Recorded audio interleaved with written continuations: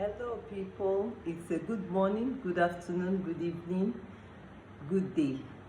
Today, I want to talk about the fear of the Lord. Many people want God to manifest. There was an instance, a lady walked down to me after I've just conducted a deliverance. And she said, "Mommy, will you teach me how you do these things?" Today, I want to teach you how you begin to experience God. It comes with the fear of the Lord. The reference. It is somebody you respect that you fear. The moment you begin to respect God and fear Him, He draws closer to you. The moment you don't wait to be told that these things are not right and you begin to do the right thing, God draws closer to us. In Deuteronomy chapter 4, verse 10, God instructed the people to come to Mount Horeb, where He gave them instruction that these things they should teach their children. Nowadays, these things are even absent in the church.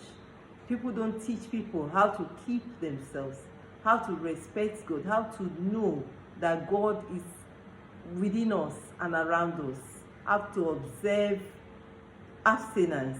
You want God to move, and you as a vessel is not prepared. You don't do things that will attract God. There are things that attract God. You don't have conscience. You don't fear God. You don't whatever you want to do. You don't think whether it is right. You want God to move. You want God to move. You have to have His fear. Amen. You want God to move around you. You have to have God's fear. In Exodus chapter 20, you begin to see how God outlines the 10 commandments. Listen, you may think that, oh, we are in the dispensation of grace, and so the 10 commandments has no place. It still have a place. He said, no, the first commandment is love God with all your heart, with all your might, with all your soul. If you love God that way, there are things you will not do. You will not think about coveting people's property. You know, if you read from Deuteronomy chapter, Exodus chapter 20 from verse 1 downwards, you begin to see the kind of things God has spoken about. That these things, even the Sabbath day, you should honor it.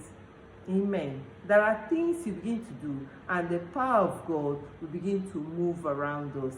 Let us start with the simple things. Begin to observe, love others. What you feel that they should not do to you. What you know that if they do to you, you will not like. Why would you do it to another person? And you want God to move around you. You want to